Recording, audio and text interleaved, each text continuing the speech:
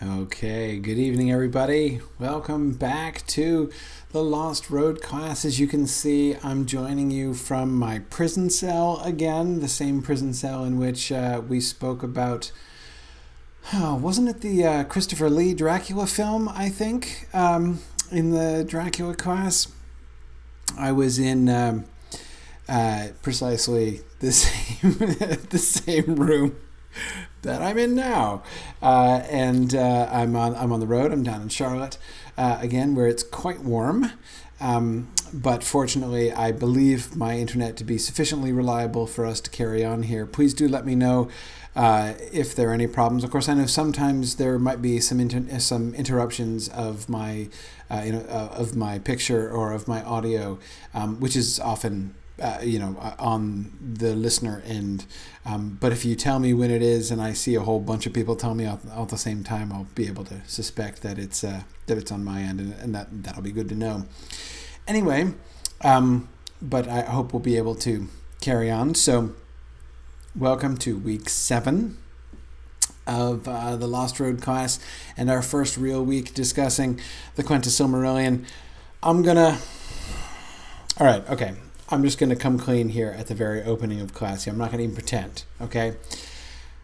As of now, I declare us officially a week behind. I'm not even going to try. I was prepping today's class, and you remember last time I was like, yeah, whatever, no problem. We're not really behind. We'll just, kind of buckle down and do more of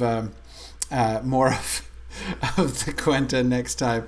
And then I was sitting down with today's reading. I'm like, are you serious? Like, I'm not going to try to do chapters 1 through 11 of the Quenta Silmarillion in one class. So yeah, no. So I have no plans, not even any desire, in fact, to talk about the reading that was scheduled for this week. We're just going to push it back. As I said, I'm declaring us a week behind, and so I'm gonna talk tonight about chapters 1 through 7, and then for next time we'll do sections 8 through 11, the next bits, the stuff that was officially scheduled for this week. So we'll be officially 1 week behind, and that's fine, totally fine. Kimber, it does mean we're gonna end up adding an extra class, but hey, it's fine. We can do that, right? It's not like you've got to move out of the dorms or anything. So yeah, we'll be good. Carson Cole says, I may have accepted defeat, but as long as I make it a glorious defeat, like Fingolfin's, you'll forgive me. Okay, well, I don't know. I think it's likely to be sufficiently glorious. I don't know if I can promise to end up like the eagle bearing my body away. I hope you'll settle for less than that, but we'll see. And Yana, yeah, it does give a chance to catch up on reading, certainly, for those who might be behind. Okay, all right, so that's where we are. So tonight, we talked last time about the frame of the Quenta, looking at the opening, the sort of the title page stuff, thinking about the frame and the Alfwina stuff, and the sort of the larger Book of Lost Tales stuff. And just remember, notice, of course, this has been consistent all the way through, right? This is obviously a major element of the would-be published, right? The to-be published Silmarillion that Tolkien is compiling here in the late 30s. He is really building up the whole found text tradition come down through Alfwina,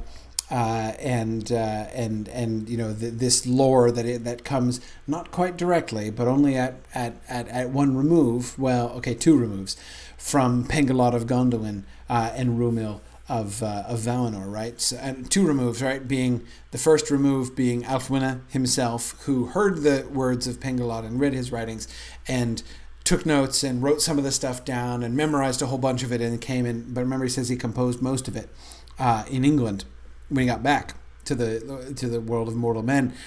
But then, of course, we're not getting it directly because we're not reading the Anglo-Saxon, right? We're reading a modern translation of the Anglo-Saxon. But it's like super close. Those of you who did the Book of Lost Tales will remember that one of the functions, one of the purposes for which Tolkien was doing that kind of thing sort of showing this handing down of the legends through Ariel Alfwine into medieval England and then on down, is to create the famous mythology for England, right? That famous letter that Tolkien wrote, wherein he confessed that he was saddened by the poverty of his own country. How like all the cool countries had their own native mythology, right? There's native French stuff and there's native Celtic stuff, but there was no native English stuff specifically. And feeling the desire to fill that void, he confessed, was part of what led him to write the Book of Lost Tales. This idea of fairy lore, which is not derived from French fairy lore, which is not taken from Celtic mythology, but is really a native English strain of fairy lore. And of course, like the true story of the elves, right?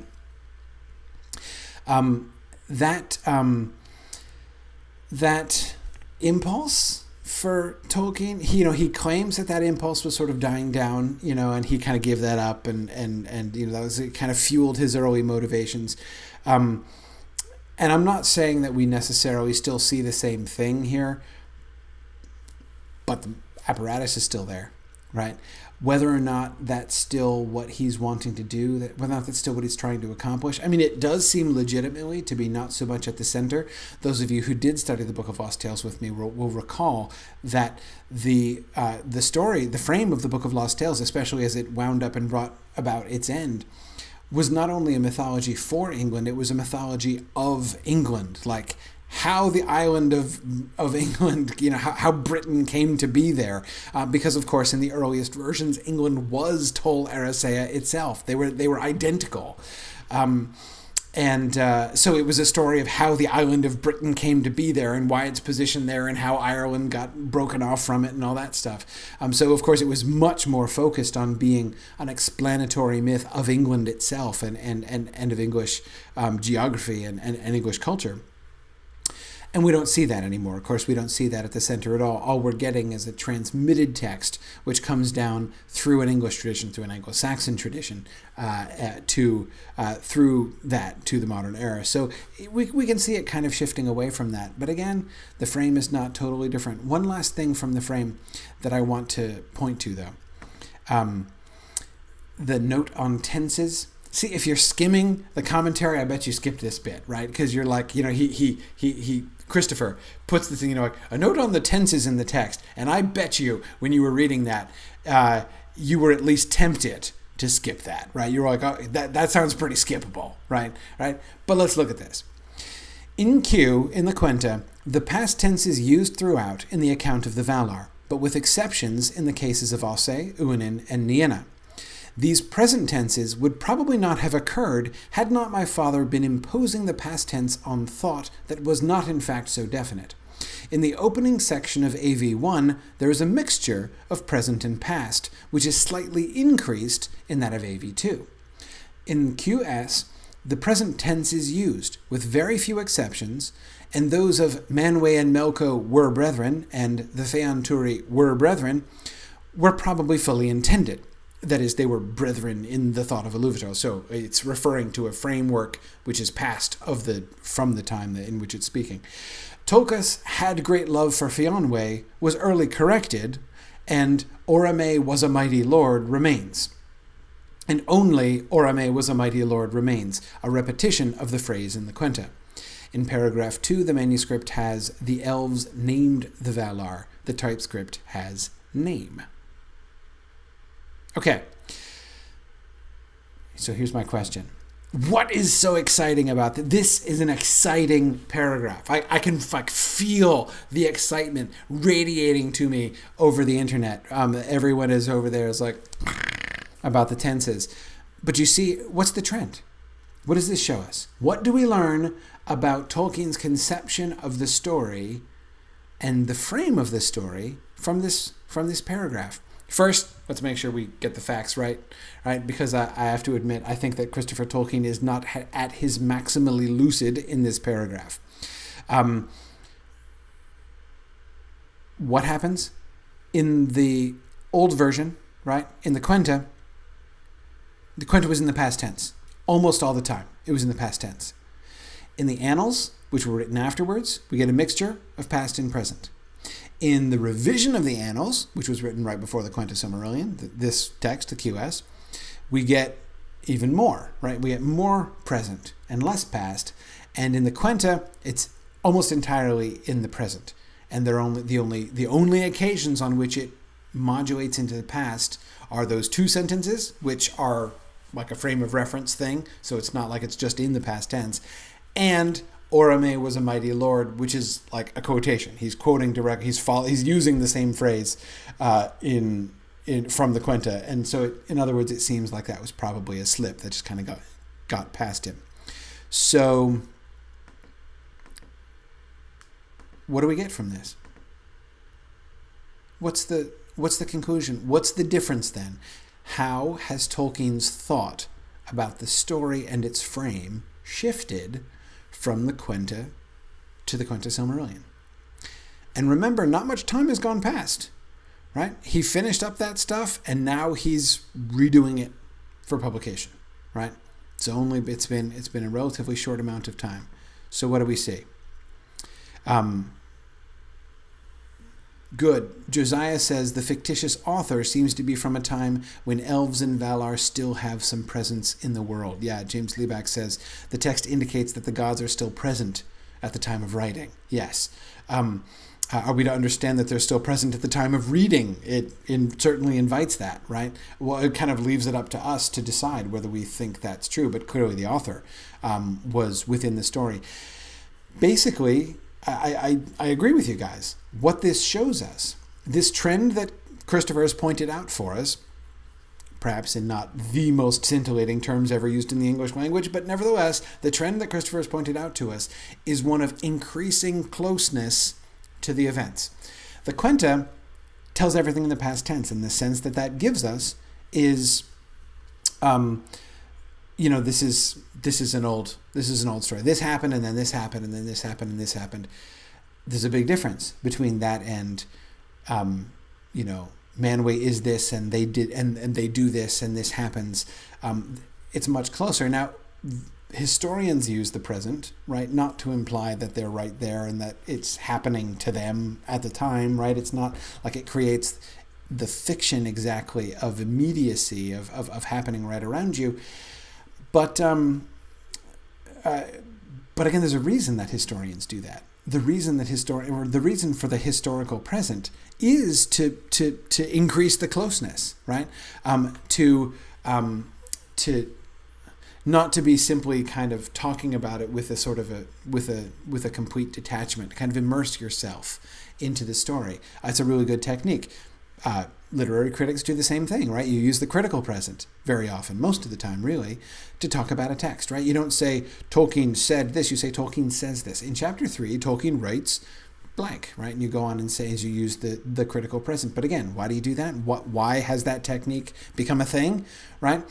Because you're getting sort of closer to the text. You're sort of looking at the text as it exists before you as a thing, not just kind of referring to the composition back in the past. It does, Tom, make it more vivid. That's sort of the goal, right? And that's what we have. Remember where the sketch in the Quenta came from, right? The sketch of the mythology in 1930, where this whole trend begins, where this overview plot summary version of the Silmarillion began. Was just a sketch, was just that, an overview given to contextualize something else, right? So so this happened, and then this, and then this, and then he did this, and then this happens. Okay, so now you have the overview, right? The distance, in other words, between the speaker and the text was very great. Distance in almost every sense. In the Quenta, when he repeats it and decides to expand it, that sort of the nature of the text, it ceased to be quite so but nevertheless that posture of distance is retained. Now we're entering within the frame. That's not how Ariel would not speak of this in the past tense, right? He wouldn't be talking about the Valar in the past tense. The events themselves are past tense, like the events of the first what will later be called the First Age. Those are past tense to him. But again, it's more immediate, and he is relating the words of the people who were there, right? And many of the people who witnessed many of the events. So, yeah. And Joyce, you're right. Using the historical present does also allow the contrast and sort of this to shift in frame from the present tense to the past tense to show different time periods, as we can see, as Christopher argues that Tolkien does there. So yeah, we can certainly see that operating as well. So again, and this, so when you look at this and you look at this trend, you can see again Tolkien investing more in the frame, right? The entire conception of the Silmarillion is more sort of integrated into the frame conception that he has built up, into how all of this stuff, the Adolindale, the Hlamas, the Annals, and the Quenta Silmarillion all came together and came to be packaged, deliberately packaged, not by JRR Tolkien, the modern author, of course, but by Ælfwine, and then that merely being transmitted forward. Okay, first topic I want to hit at, as I said at the end of last time, what I mostly want to do here is I want to touch on major sort of concepts and themes that we can see being explored. I'm not going to talk about passages. I'm not just doing like a bottom-up reading of the Quenta Silmarillion, right? Because a lot of these things we've talked about before, and I don't want to just go over the same, like tracing the major themes of the Silmarillion, because we've been talking about a lot of those themes as we've gone through, and I don't just want to where Tolkien seems to be doing sort of the same thing. I don't want to go on that, nor am I just going to go through and do a checklist of all the things that are different and strange either. But what I do want to do is I want to go through and I want to look at themes and concepts that struck me as very interestingly handled in this text, and things which sort of can help us to see a bit more clearly, I think, where Tolkien is in his mind, where the story is in Tolkien's mind, right? What are some kind of signposts that we can see, if you see what I mean, for like the stage of Tolkien's thought at this time, that can help us to understand where he is on sort of that journey towards the material that's going to come out in the published Silmarillion. And for us to look at it, to because remember, as Christopher says, this is a really important measuring spot, right? This place, which is the last version of the Silmarillion before he leaves it behind for a long time, and the last pre-Lord of the Rings Silmarillion, it's a major checkpoint. So I want to make sure we kind of see the major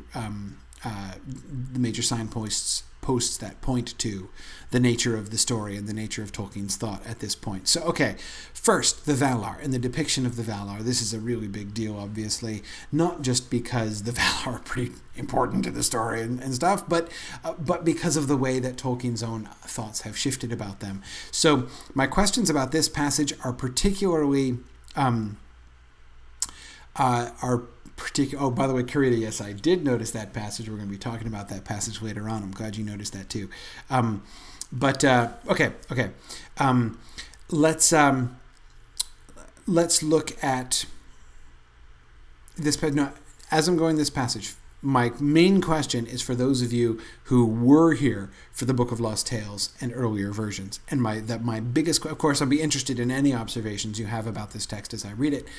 But I'm especially interested to hear what you guys think who were here for the Book of Lost Tales class. What do you notice about how he depicts the Valar and the role that the Valar play in events? How are the Valar different here in this story than they were in earlier versions?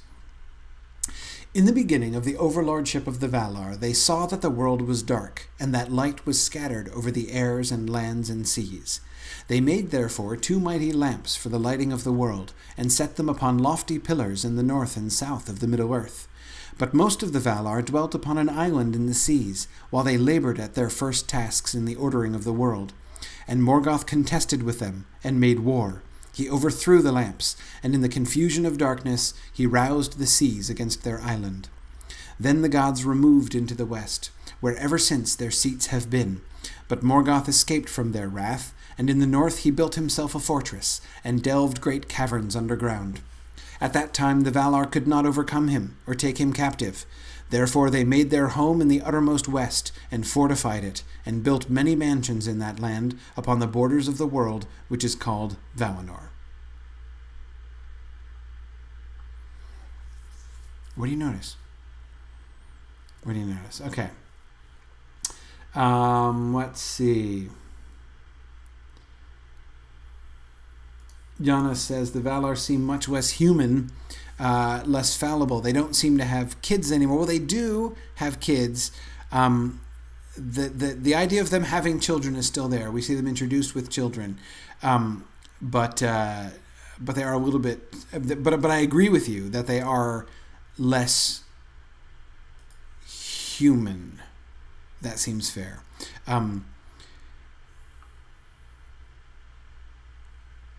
Good. Marie says it's more serious than the Lost Tales version. Yes. Marie, I agree. And this not just in this passage, but pretty much everywhere through. Did you notice anything funny?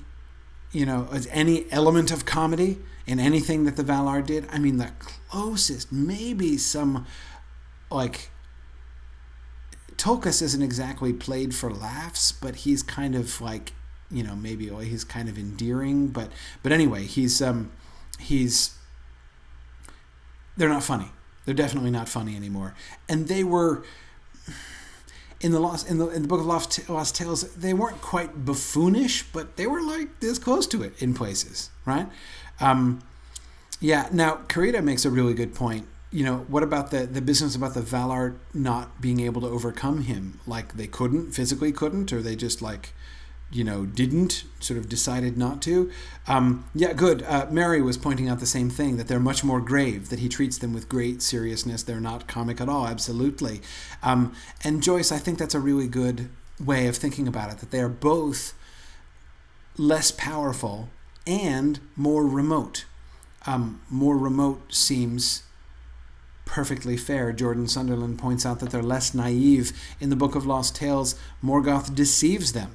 Right, he makes the lamps. Right, he says, "Oh, I'll help you with the lamps," and he builds the pillars, but he builds them out of ice, so that when they light them, they melt and crash. And he's like, "Ha, suckers!" Right, and again, that's a moment where they're the Valar looking dumb with egg on their face, right? And it's not like it's uproariously hilarious, but it's still there's a comic element to it, and at the very least, the Valar end up looking a little silly. The Valar are not silly here, but Joyce, you're right, and this is the thing that Karita, I think, was pointing to as well.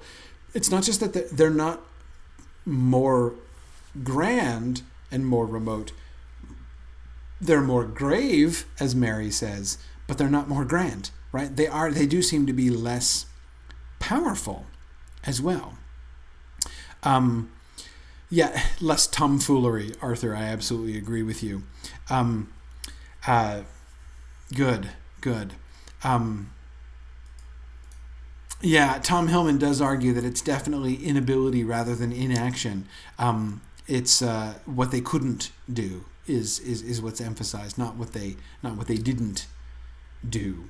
And Nancy, I agree. One of the consequences of sort of increasing their stature, right, and making them act with less recognizably human motivations, less sort of complex and sort of fallible human reactions, is that they have less personality, right? I mean, there is much less sense of the character and personality of each of the Valar. In this account, and even I forget who was mentioning this earlier, but they're spoken of more collectively. James Liebeck was saying this. They're treated as a group. The Valar do this and the Valar do that, not like the actions of individual Valar so much. Yeah, absolutely. So that's an interesting. I think this is a really important movement, and it's certainly something at the time. When we were discussing the Book of Lost Tales, we were noticing that, at the time I was talking about how the whole point of view of the story seems to be different, right? In the published Silmarillion, you get the sense of being sort of from the elf point of view, right? And the elves are looking up at the Valar, and the Valar are great and awesome, and we're not speaking of them irreverently and talking about like the madcap escapades of the gods. They're the gods, right? They're the Valar, and we take them very seriously in the published Silmarillion. I'm not sure if I think we're quite exactly there yet, but we can definitely see things moving in that direction, right? But look at here.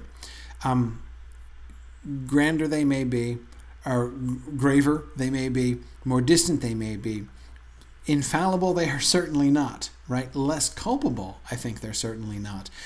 Then the Quendi, the people of the Elves, were summoned by the gods to Valinor, for the Valar were filled with love of their beauty, and feared for them in the dangerous world amid the deceits of the starlit dusk. But the gods as yet withheld the living light in Valinor. In this many have seen the cause of woes that after befell, holding that the Valar erred, and strayed from the purpose of Iluvatar, albeit with good intent. Yet such was the fate of the world, which cannot in the end be contrary to Iluvatar's design. Now, first,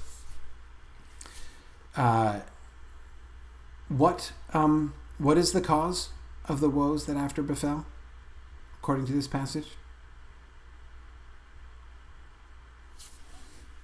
I'll admit, that's a trick question. What's the cause of the woes? It's a trick question because it seems to me a little ambiguous, right?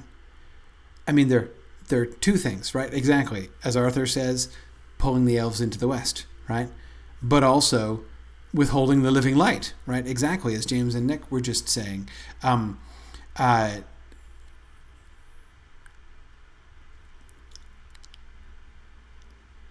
Which one is it?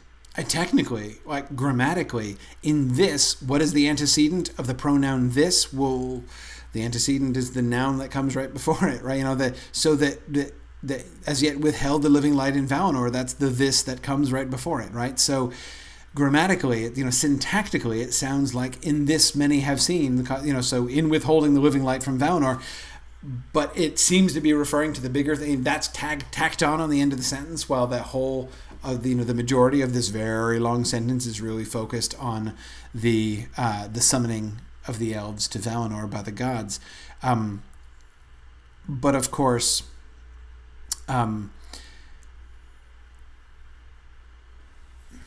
that's interesting. Carrie Gross says the antecedent of the antecedent was their fear, right? Yeah, maybe you can say that's really ultimately the cause, right? Because both of these two things are related, right? Clearly, both of them are related. If inviting the elves to leave Middle-earth and come to Valinor, if that's the cause of the woes, well, that itself is only brought about because the Valar themselves have first withdrawn from Middle-earth into Valinor and kept themselves there. So I don't think it's necessary. I think one of the reasons why Tolkien is sort of indulged in ambivalent or ambiguous syntax here is that both of them kind of work. And yet there's that rider at the end, right? Such was the fate of the world, which cannot in the end be contrary to Iluvatar's design. So yes, Joyce, the implication at the end that even the Valar's error was part of the design, right? Iluvatar knew that was going to happen, right? It was part of the whole system. And just as he says to Melkor at the end of the music, nobody can alter the music in my despite, right? Well, neither can the Valar, right? So neither the rebellion of Melkor nor the screw-ups of the Valar can really derail Iluvatar's plan.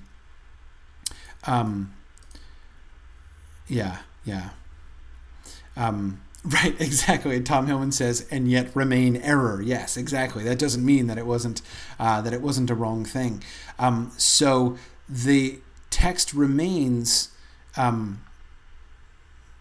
was going to say judgmental. That's not exactly right. But it remains critical of the Valar and emphasizing it. And Marie, you're very right to point out the significance of the emphasis itself, right? That the extent to which this passage contains editorial comment, right? This expressly stated view judging the actions of the Valar.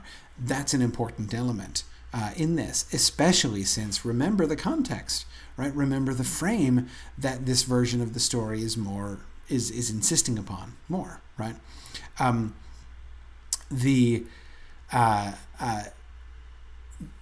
So whose criticism is this? Pengalod of Gondolin?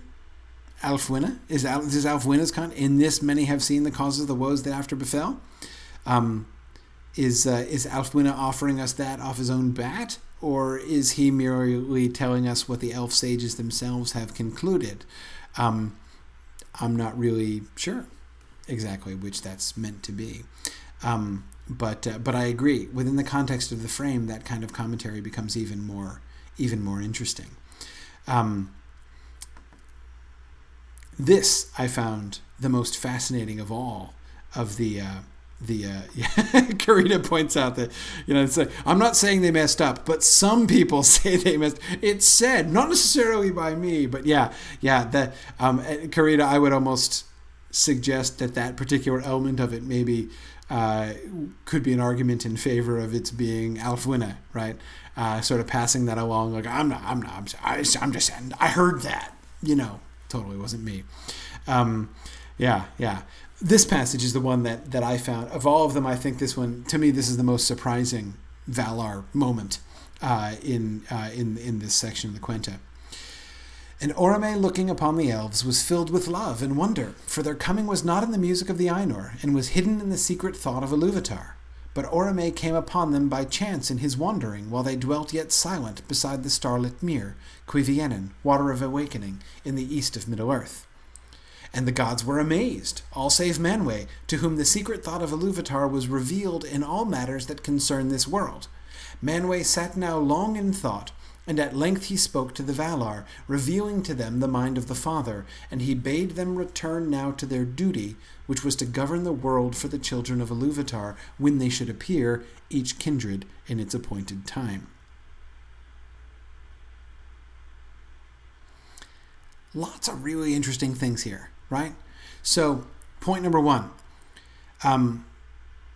he comes upon them by chance, right? If chance you call it, right? We definitely see some sort of destiny going on there. But he's surprised. He's surprised. He doesn't know they're coming. He's like, wow, children of Ilúvatar. How about that? Right? So that's startling point number one about this passage. Startling point number two. Yes, good. Tom and Kevin, both of you. No, and Marie as well. The silence of the elves, right? Why are the elves silent? The Quendi, right? Aren't they like the speaking peoples? Shouldn't they be speaking? No, they shouldn't be speaking. And Marie's got it exactly. Why not? Why are the elves silent? Or rather, why should we have expected the elves to be silent? Anybody else?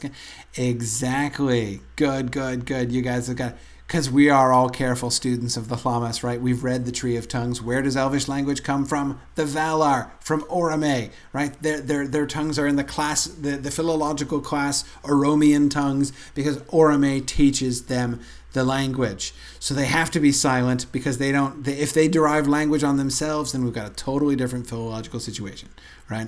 So, absolutely, that is with the relationship. So, absolutely. So, we know the philological situation here, so naturally we would have expected them to be silent. Absolutely. What else? What else jumps out at you about this passage? What else is remarkable?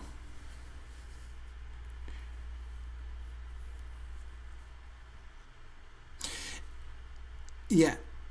Nick, I agree. I find the thing about them not being in the music a little bit puzzling, right? Because there are two things here, right? On the one hand, the idea that they are not part of the music in the sense that they're not derivative of the Valar at all, who are making the music, but directly of Iluvatar. That works well enough, right? Okay, sure, right? It wouldn't be, this was Iluvatar's own thing rather than in their music, so in that sense it wasn't in the music. But then you remember that other bit about the gift of men and how they're not bounded by the music, which is as fate to all things else, including obviously the elves. Now you can say, well, they're within the frame of the music, but they're not part of the music. But anyway, that doesn't seem to sort of fit in really perfectly, right? For them not to be at all a part of that. So I'm a little bit myself, a little plus minus on the not being a part of the music at all thing. But yes, to me, the bigger consequence of the ignorance of the Valar, right? Of Orome being like, no way, right? Like, look at these creatures. Whoever thought of this? Is Manwë, right? Absolutely good. Several of you are pointing to this. Tom and Marie. That Manwë, the gap between Manwë and the rest of the Valar is bigger, much bigger, right? In this version of the story than we see later on. I think more than we saw earlier and more than we see later. The idea that they are like the Valar haven't even been briefed, right? They're not like, when are the children going to come? Instead, they're like, hey, who'd have thunk it? And Manwë's like, actually, I knew about that the whole time. Oh, by P.S., there are also men coming as well. Maybe I could have briefed you guys earlier, but the time didn't really seem right. But now I can share with you the fact that I've known about this all along, right? The dynamic between Manwë and the rest of them is much different for that reason, right? The authority, therefore, of Manwë seems to me to be very much greater. Exactly, Josiah, for precisely that reason. That Manwë is the one with the direct line to Iluvatar. Think about the passage in the published Silmarillion at the end of the Aule and Yavanna chapter, when Manwë and Yavanna are having their moment, right, when they're talking about Ents and Eagles, and and Yavanna's like, but it was in the song, right? And the two of them like remember the music, and this is not a moment of her having to like come to Manwë and be like, do you have any direct insight into this, Manwë? And him like, yeah, I can tell you about that, right? This is very different. However, I agree, yes, with both Carson and Nick, who are pointing out that the ignorance of the rest of the Valar seems flatly to contradict the business with the Aule and the invention and the dwarves, right? If they had no suspicion that they were coming, how did Aule make them in advance? Remember, that's an innovation. It's a very recent development. The Aule's invention of the dwarves didn't come into the story until the recent annals. Like it's this version through that just came in for the first time. But I agree that does seem to be a contradiction. He can't have it both of those ways moving forward, and he won't. He's going to drop this. I think this is going to get dropped almost immediately. This idea that they were sprung upon the Valar as a complete surprise, won't really outlive this iteration of the Silmarillion, but still really kind of fascinating. And yes, the last bit in this passage that I find so amazing is that business about returning to their duty, right? He bade them return now to their duty, which was to govern the world for the children of Iluvatar when they should appear, each kindred in its appointed time. James is saying it seems a little bit unfair. How can they return to their duty if they didn't know about it in the first place? James, that can be reconciled, I think, easily enough by saying, essentially, Manwë is revealing to them the purpose for which they were meant to govern the world in the first place, right? They thought they were supposed to govern the world just for the world's own sake, and he's now revealing to them and saying, no, there was a greater purpose all along for our governance of the world, and that was to care for it for the sake of the children who have now come and those who are yet to come. So I'm fine with that being kind of a revelation there, but it also really does show Manway's confession, right? Like, yeah, we've been shirking, right? This is not like, let us continue our duty. Let us return to our duty. This general sense that the Valar have been like playing hooky in Valinor, right? They're not doing what they're supposed to do. They're shirking their duty. Yeah.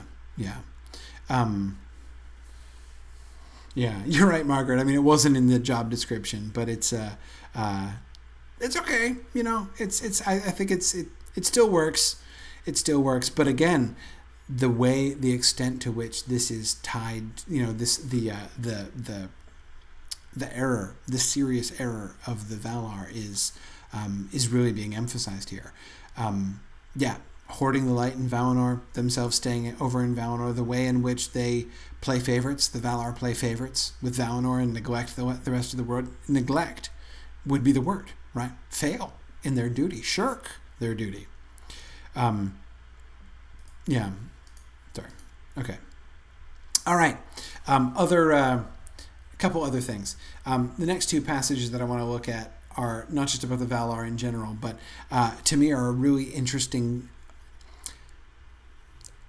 in the new context. Like, remember now, as the story is developed, one of the chief differences, of course, there are a couple differences between the stories as we're getting them now in this final draft, right, the publication draft of the Silmarillion, and where they were when we last saw them in the Quenta back in Volume 4.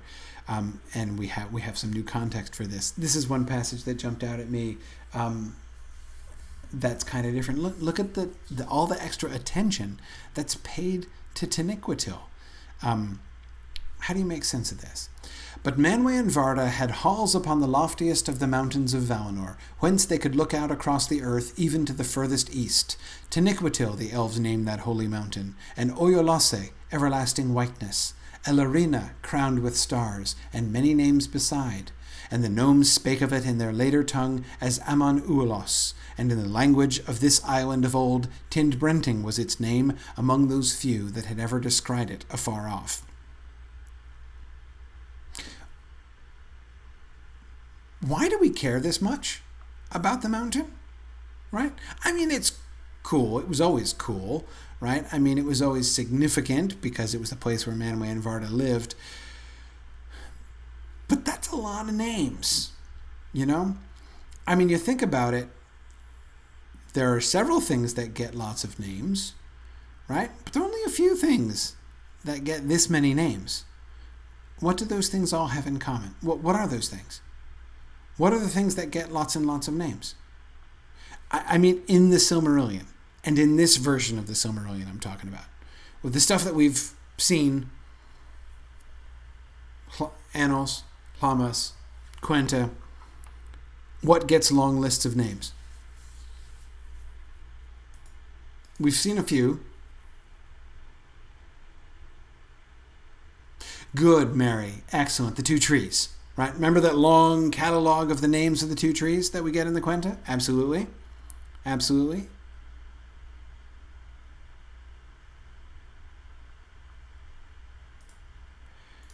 Yeah, Nancy says, things that are important to multiple groups of people. Yes, that's the conclusion that we're led to draw from this. Because, of course, these are not just like multiple names. Like, we think of this mountain in lots of different ways. No, to some extent, right, it gives us different senses of it, right? Everlasting whiteness, crowned with stars. But it gives us the name in many different languages.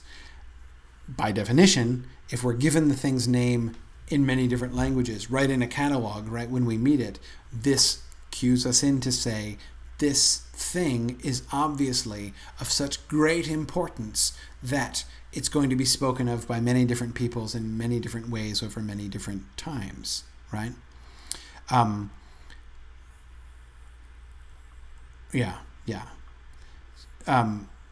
Several of you are thinking of good examples, but not now. I mean, not later. not later. So like, for instance, Gandalf's names, right? Gandalf is called different names because he travels around to different people groups, right? And they all know him, but it's different. That's not like this, right? This, when we're presented this name in legend and here are the names.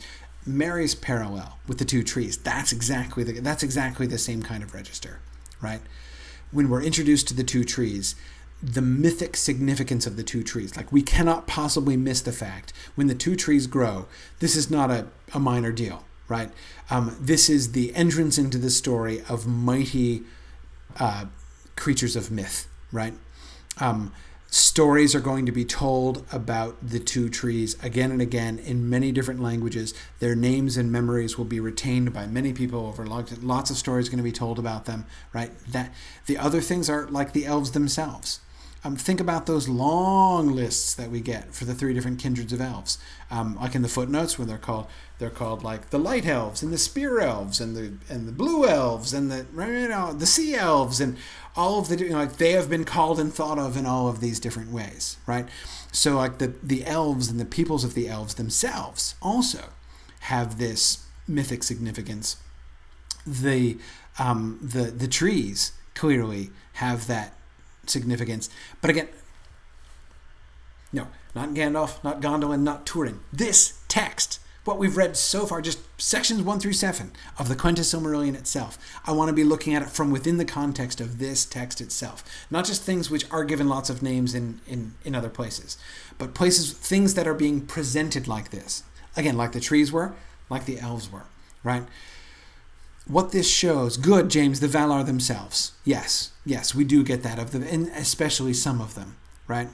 And the sun and the moon, Kelly. Yes, good. And there was somebody else who said that. Yes, James as well. Good. So the trees, the sun and the moon, the people groups of the elves, the major Valar, especially Manwë and Varda, and the mountain.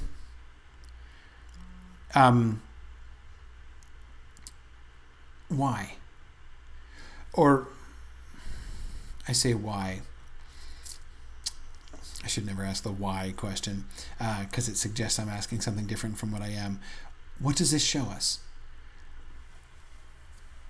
The reason this jumps out at me is that it sounds like the introduction to the trees, or the elves, or the sun and the moon. It's like, seriously? Taniquetil is now in that category of mythic things? Why is that? It didn't used to be. Right, I mean, if you're at the Book of Lost Tales, I mean, you probably would have noticed Taniquetil, but I doubt you would have been like, oh yeah, man, like the mountain, the trees, it's all like it's the big deal, right? It wasn't the big deal, but now it's the big deal. Why is it the big deal now?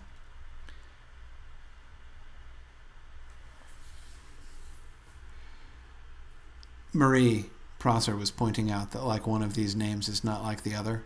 There's one particularly odd and I think particularly noteworthy thing here. Yes, Chuck, you've got it. Chuck is asking about that phrase, in the language of this island of old. And Chuck says, is Tolkien referring to England? Yes. Remember, it's Ælfwine speaking, right? When he says, in the language of this island of old, he means England.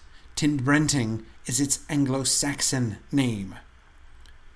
That's important, and that, in my mind, gives away the game, right? Why has Taniquetil risen in significance? Because of the lost road, right? When you, as a human mariner, find the lost road, where do you end up? Taniquetil, right? It is the holy mountain that you see. And this comes into the poems. Remember Christopher Tolkien referring to the poem Imram that Tolkien had written, the poem about Saint Brendan and the voyage of Saint Brendan, and his description of his voyage. Saint Brendan's voyage ends at the holy mountain. He sees the holy mountain, so that's it becomes the end point of the straight road if you find the straight road or happen upon the straight road. And so that idea that, or even if you can see it, if you can see along it, right, you might be able to see Tol Eressëa or perhaps Taniquetil, beyond that. It's the landmark, like the last landmark on the Lost Road itself. So to me, that's what's so interesting about this particular moment, is that we can see how, thanks to the Lost Road, now that we have the Lost Road and the Numenor and the post-Numenorian stuff, the sort of the legend of the Holy Mountain, the myth of the Holy Mountain. Yeah, the elves, they're all about the trees, right? They love the trees, and they tell stories about the trees, and of course, the sun and the moon. Those are tolerably important to most people, but even in Anglo-Saxon, we even get the Anglo-Saxon name of the Holy Mountain, whereas we don't get Anglo-Saxon name for the trees, right? Because the trees are not a myth among humans of this later age, but even in the language of this island, we have a name for the Holy Mountain, right? And that, I think, is kind of cool. Okay, here's another interesting kind of piece of context, thinking about this moment in the context of the overall story we've been reading in this final version of the Silmarillion that we've been studying in this book. Fingolfin and his son Fingon spake against Feanor. This is when Feanor is saying, let's take off and rebel and abandon Valinor. And there was wrath and angry words that came near to blows. But Finrod spake gently and persuasively, and sought to calm them, urging them to pause and ponder ere deeds were done that could not be undone. Remember, by the way, Yana, you were absolutely correct earlier on when Gildor and Glorian in the Fellowship of the Ring says, I am of the house of Finrod. This is the current version of the Silmarillion when we're doing the Lord of the Rings, right? That's why. So this is what he means when he says we're of the house of Finrod. It means he's of Finarfin's house, the guy who will later be called Finarfin. This version of Finrod. Okay.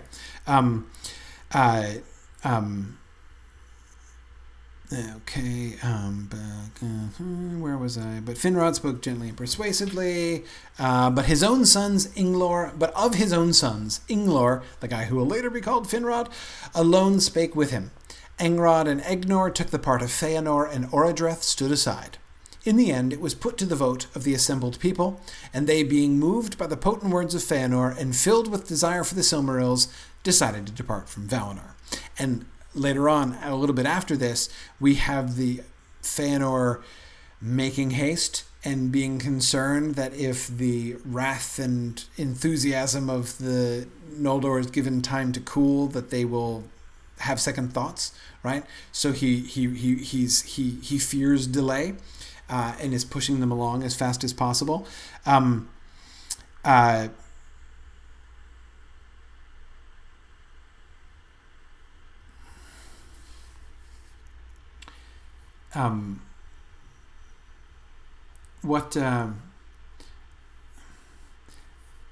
story's changed here. Do you remember what it's changed from? Do you remember where we got this before? We talked about this a couple weeks back. From the Annals, right? Remember how this story went in the Annals?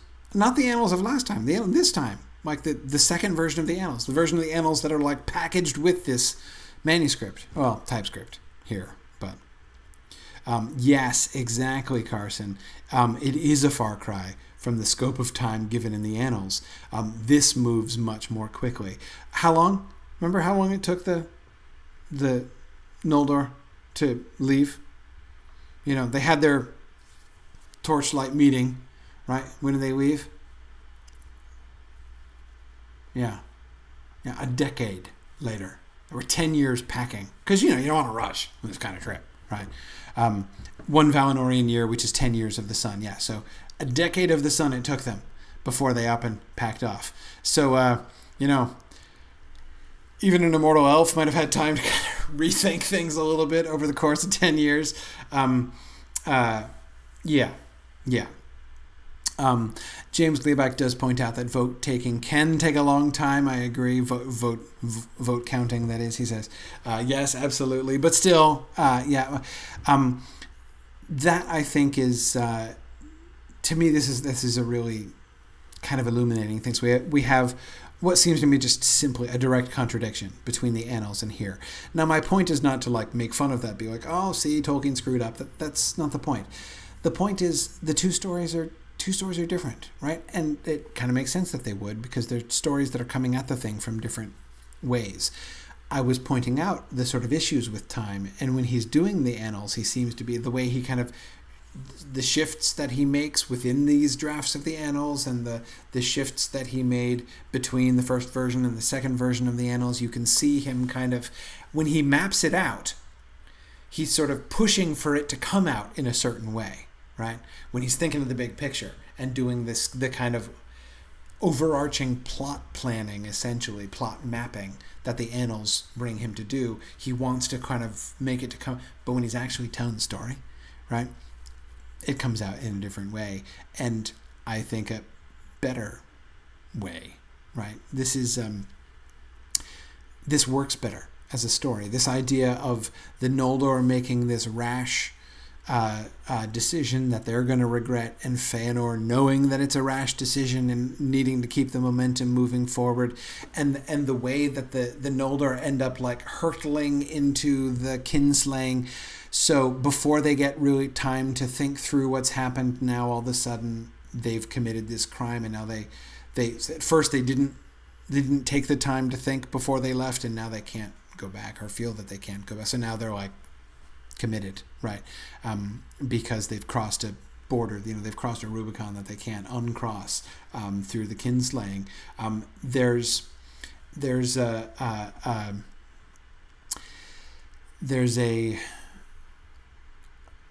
psychological, emotional logic and power to the story as it's told here that you just don't get in the annals, and I think that's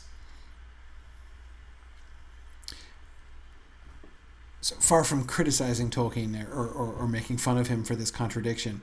I mean to praise him for this contradiction, really, that he doesn't let the map that he had made of the plot in the annals keep him from, deter him from what is really, I think, a superior story. Yeah.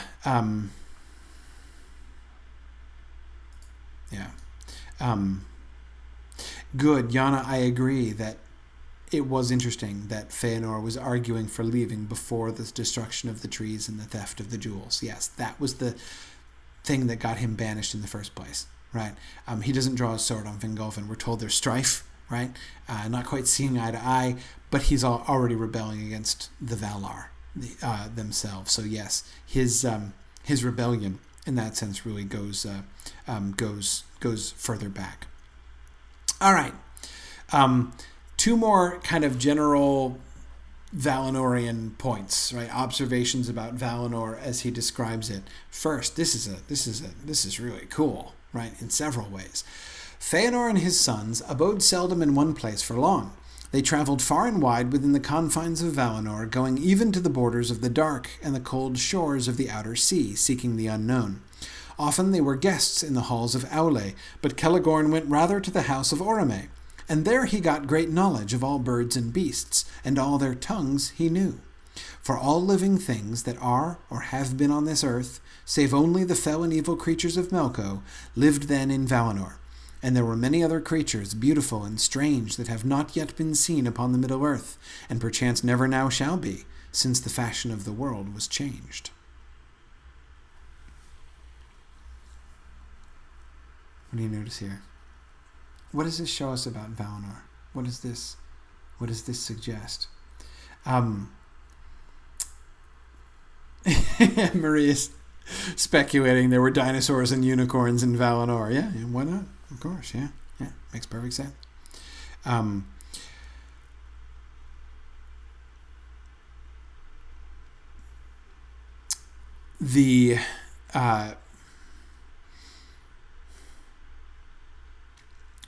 Two things that I would point to about this passage.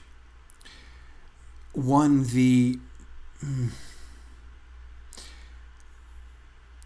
idea of the survival of things, right? Okay, so first of all, you could read this in with a positive or a negative spin, depending on your point of view, right? You could say the Valar have cherished and preserved the life of all things, even those that end up not surviving, right? Many of them will die out and will fade and are now no more in the Middle Earth, especially after the sun thing happens. But in Valinor, not merely the memory, but all of these creatures themselves are preserved, right? Yes, Cecilia, exactly. It's what the perfect Earth should, could have been or should be. Yes, Matthew, a very kind of Garden of Eden feel. Exactly. That's the positive spin, right? What's the negative thing? What's the negative spin? Exactly, Nick. They're hoarding everything, right? They're keeping all the good animals to themselves over there, right? That it's like of a piece with them keeping all the light, right? So all of everything is over there. All the living things that are or ever have been on this earth lived then in Valinor. Wait, does that mean that all of the creatures that were in Middle Earth have been brought there, or the source of all things is in Valinor, and some of them they share with Middle-earth and some of them they don't, right? That kept all the unicorns to themselves, right? So if you meet the unicorns in Valinor, but there are no unicorns in Middle-earth, right? Yeah, exactly. Kat Turner was thinking of the same word, exactly, that they hoarded them. A couple of you, Joyce and Chuck and Nick, are thinking this kind of sounds like a zoo, right? Like there's these exhibits over there in Valinor, and that it doesn't. We don't have to read it that way, right? That they're keeping them all as like a freak show over there in Valinor or something. It's just that they live there, probably in the wild, doubtless deliriously happy, and everything's great. But still, yeah, Marie, a Noah's Ark vibe was exactly what I was feeling about that too. But anyway, you can read it positively, you can read it negatively. But in either case, it's kind of it's interesting. This idea of whether it's preservation or whether it's hoarding. This element is interesting. And yes, James, this is our lead into Huon with Celegorn. What do you notice about Celegorn and Feanor and his sons? As for Celegorn himself, I don't know of anything that's ever said about Celegorn, who will become Celegorm with an M again someday soon. I don't know that his stock is ever going to rise any higher than when we're told he can speak all the tongues of all the birds and beasts. I mean, that is cool. And remember, that's not just kind of cool, right? This is the text that contains the Chlamas, right? If you know all the tongues of birds and beasts, you are cool with a capital C, right? That makes you awesome. So that's interesting, right? Celegorm is kind of gonna fall, right? But this kind of gives him farther to fall, I think. I mean, this is kind of remarkable here. But what else? Thinking back further, thinking to the beginning of this passage, what do we learn about Feanor and his sons?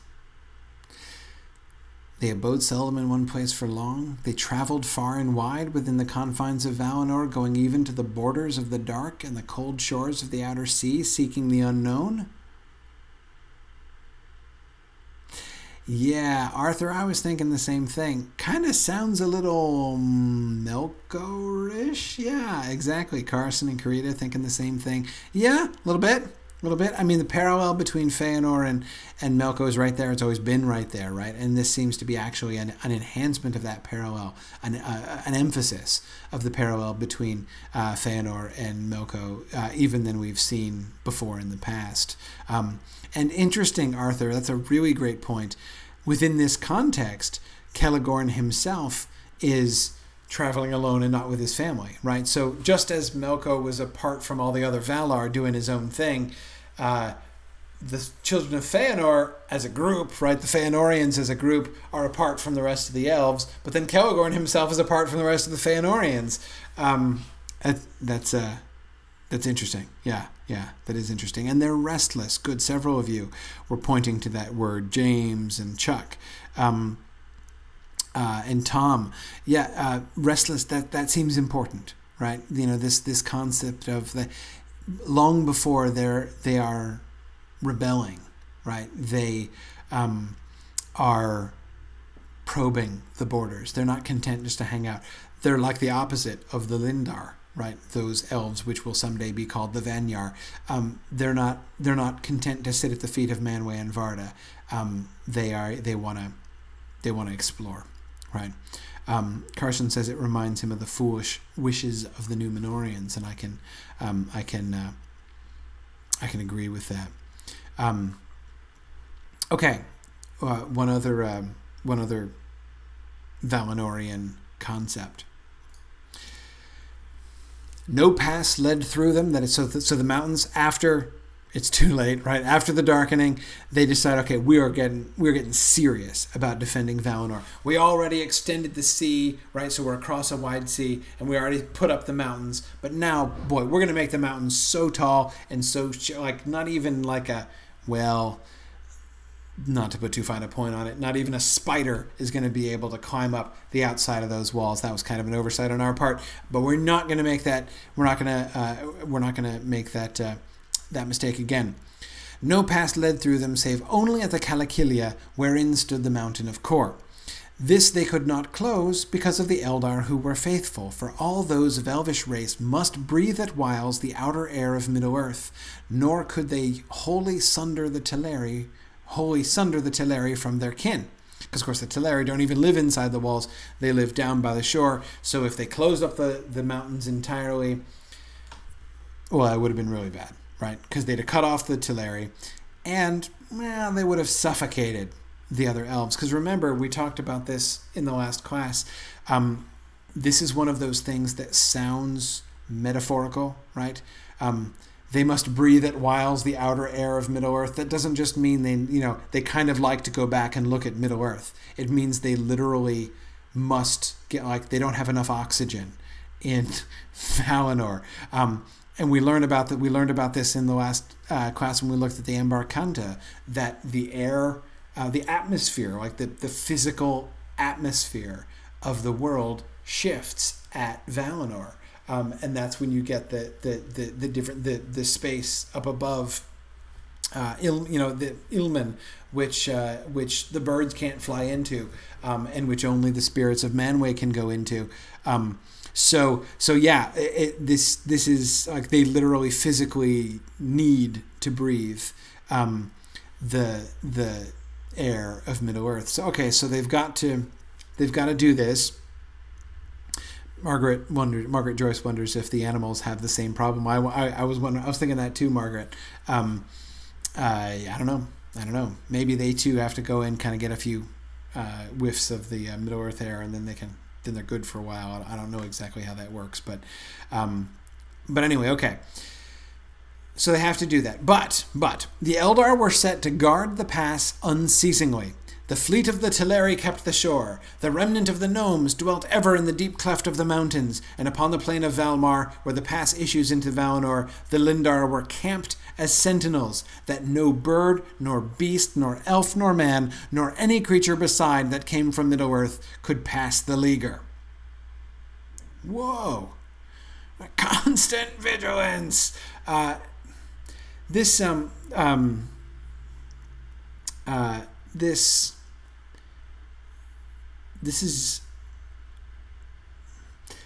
doesn't exactly sound like the Garden of Eden anymore, right?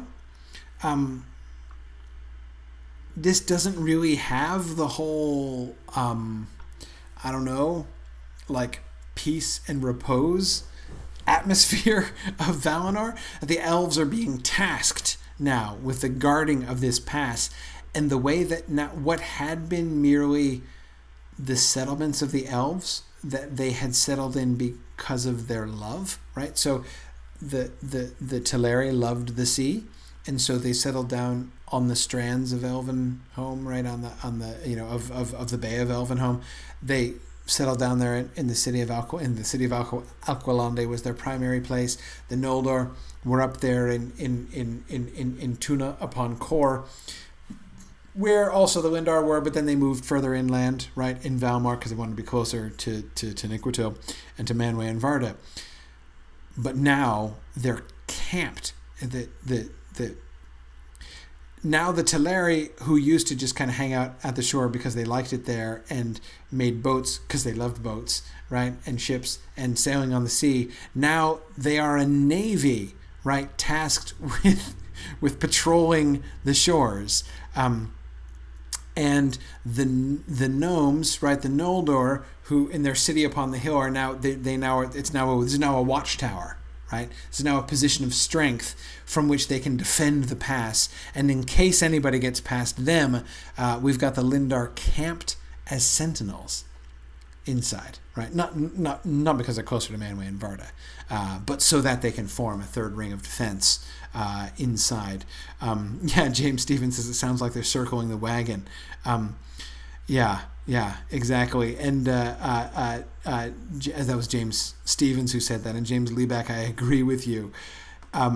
I can't help but think it's kind of funny in the context of when we do meet Eärendil later on, and she shows up and waltzes in and nobody notices him.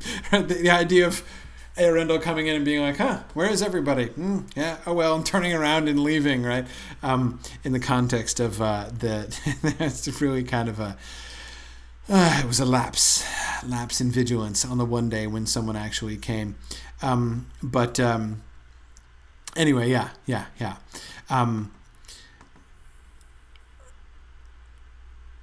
Yeah, so I mean, I agree, Mary. It's not like it's a prison camp. It's not like the elves themselves are being imprisoned. It's a fortress, right? The word leaguer is used. Leaguers, I mean, it's like they're besieging a thing, right?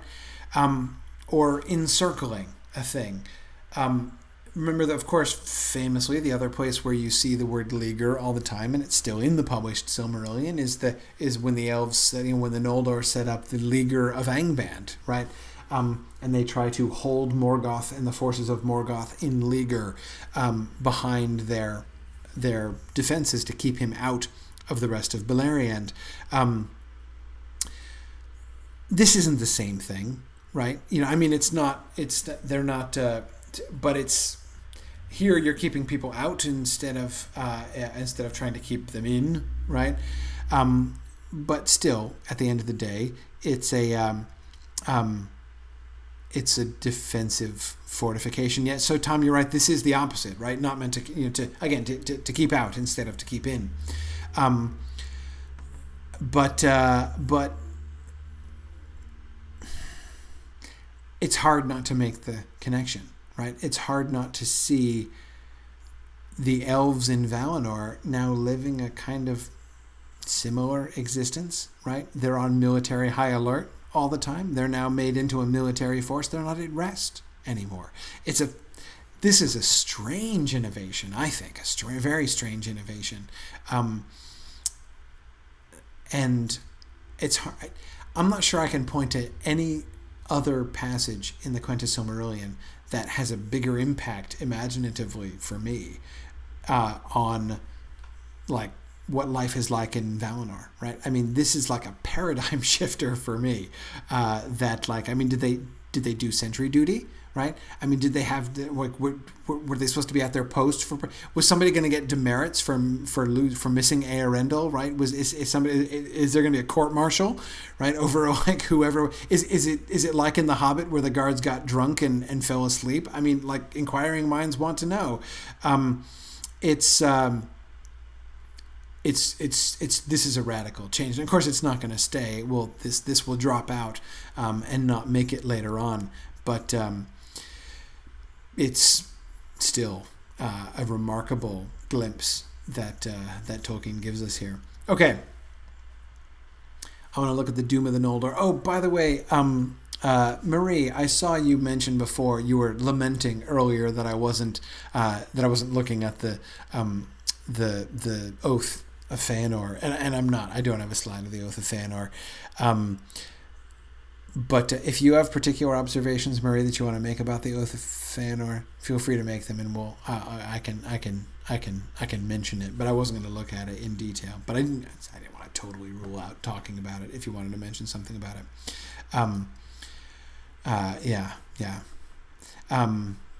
Okay.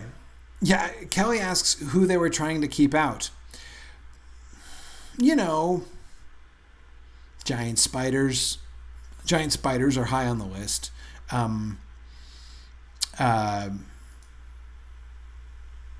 Men. Yeah. You can't be too careful, right? Who you let in. Because think about it. We are going to have a major security issue later on, right? From the King of Numenor, right? Morgoth spies, sure, yeah. You never know when he's going to. He came in once and no one was paying attention, right? So, dug on it. We're not going to get suckered that way again, right? The peace of Valinor will no longer. Will not be able to be threatened by Morgoth again, and we will ensure that by completely destroying the peace of Valinor and putting everybody on high alert all the time. It begins to sound slightly dystopian. But anyway, okay. I want to look at the doom of the of the Noldor. This is Mandos, of course. Much he foretold in dark words, which only the wisest of them understood, concerning things that after befell. But all heard the curse he uttered upon those that would not stay or seek the doom and pardon of the Valar, for the spilling of the blood of their kindred at Alqualonde, and fighting the first battle between the children of the earth unrighteously. For this the Noldor should taste death more often and more bitterly than their kindred, by weapon and by torment and by grief. And evil fortune should pursue the house of Feanor, and their oath should turn against them, and all who now followed them should share their lot.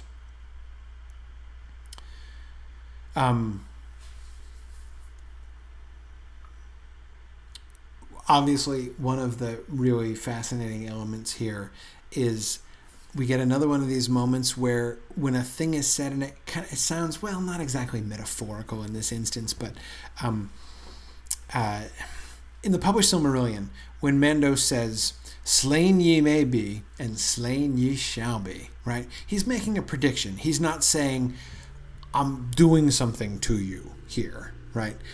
He's just saying, let me give you a little bit of insight, right, into the consequences of your action, right?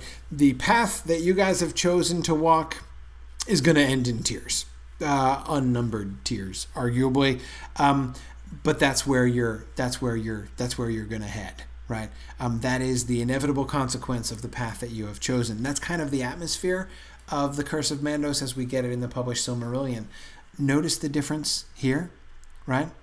The difference here is good. Yeah, Josiah, that's a really good way of putting it. This is more of an actual curse than it is a prophecy, right? For this the Noldor should taste death more often and more bitterly than their kindred. This becomes even clearer later on, that when Mandos says that, he's not just making a prediction. This is not a prophecy, as Josiah says, it's a curse, right? You are now going to be more liable to death. I am cursing you with extra vulnerability to death. It's going to be easier to kill you now than it would have been before.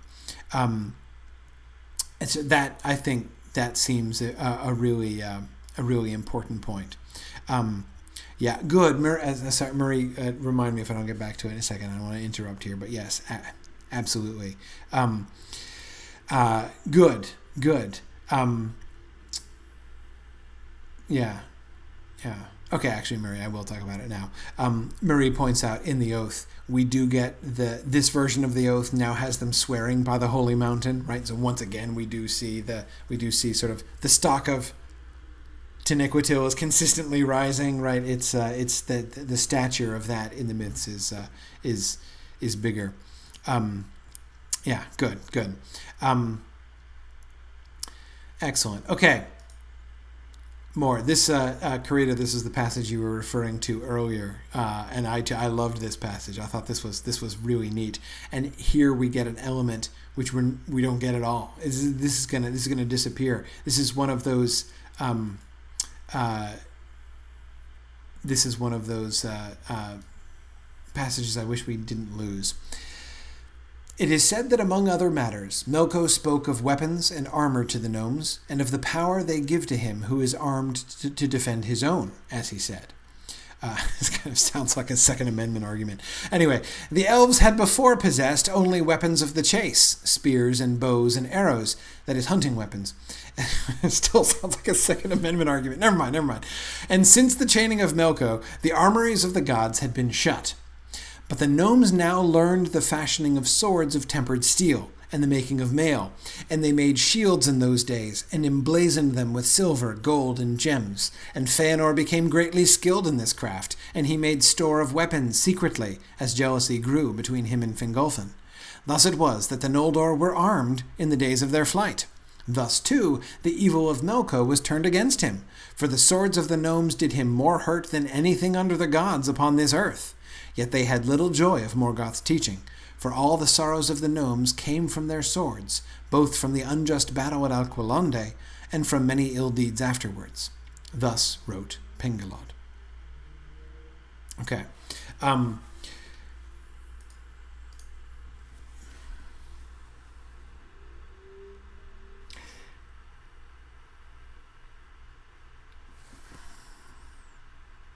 What do you notice here? What strikes you here? Yeah, good. Carson says, oft evil will shall evil mar. Yes, Carson, that many times is seen. Absolutely.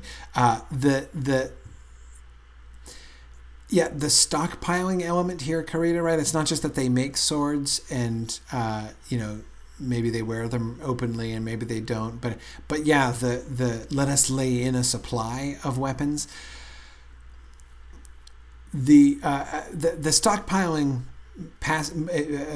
element in this passage, Karita, strikes me as the most awkward one of it, because it seems like that seems to imply that this whole footnote has been dragged in merely in order to explain a simple question, right? Everyone, like, inquiring minds want to know how did the Noldor end up slaying all those kin, right? Why aren't the Noldor and the Teleri engaged in fisticuffs on the quays of Alqualonde, right? We need to find, clearly, and especially if they're spontaneously doing this and they don't have time to think. They certainly don't have time to forge. Again, with a decade to work, they could build up some armaments before they go after the Teleri. So we have to have some. We have to have some explanation, right, of that. Though I have to admit the idea of the kinslaying being a huge scrum of wrestling and boxing and martial arts maneuvers does sound really appealing. Yeah, exactly, Marie. This like rolling brawl all over the harbor. That probably really would have been quite a bit better. But anyway, okay, so we get that, like, this is me closing a plot hole sort of sound to the whole thing, but it's clearly more, right? It's clearly more than that. It works, and the part of this passage that I love, and the part of this passage I miss most because it's not in the published Silmarillion, is the two-edgedness of the thing, right?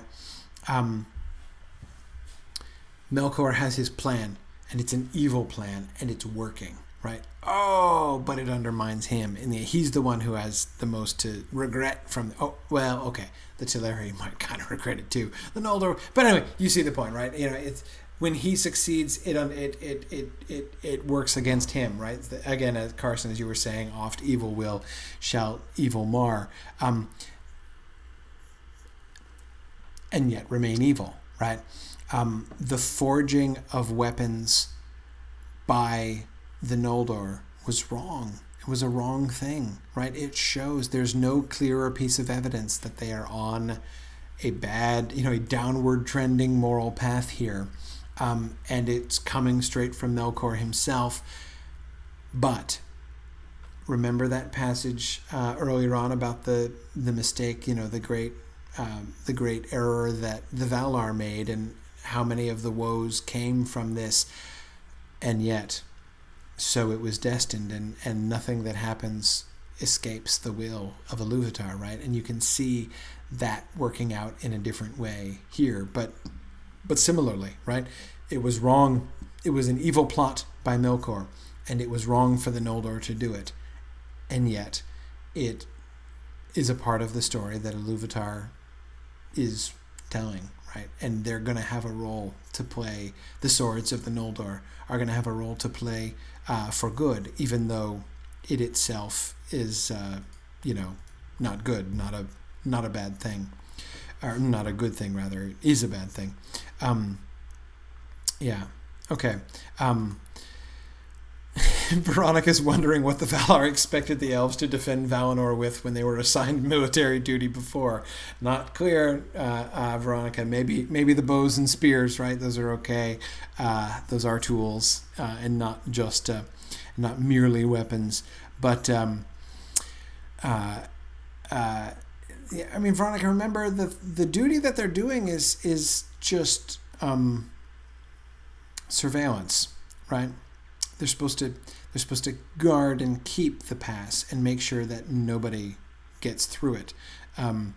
But yeah, it does. I agree. Margaret Joyce imagines them just pelting invaders with pearls and gems, right? Yeah. That's. But this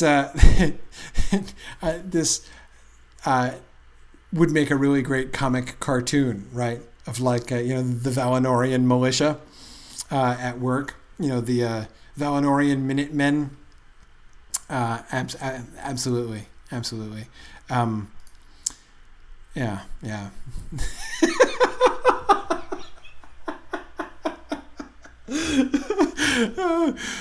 Trust Tom Hillman for the apt literary misquote. Those are pearls that hit me. that hit my eyes. Yeah, that's not what Shakespeare had in mind. Anyway, Tom, that would also make a fantastic cartoon. Okay, all right. Anyway, right. Moving on. We have other things to talk about here. I want to talk about one of the coolest and most extended myths that Tolkien does, and doesn't just put into this version of the story, but really reinvigorates in this version of the story. If I had to point to one bit, one section of today's reading, by which I mean last week's reading of the Quenta Silmarillion, that I find most interesting, most fascinating, that Tolkien went in that direction, it would be The Man in the Moon. Rana was first wrought and made ready, and first rose into the region of the stars, and was the elder of the lights, as was Silpion of the trees. Then for a while the world had moonlight, and many creatures stirred and woke that had waited long in the dark. But many of the stars fled, affrighted, and Tilion the bowman wandered from his path pursuing them, and some plunged in the chasm and sought refuge at the roots of the earth. The servants of Melko were amazed, and it is told that Fingolfin set foot upon the northern lands with the first moonrise, and the shadows of his host were long and black. Okay, this section is, I was going to say 4 sentences long. It's not 4 sentences long. It's 3 sentences long. But I want to break it into 4 sections. So look at the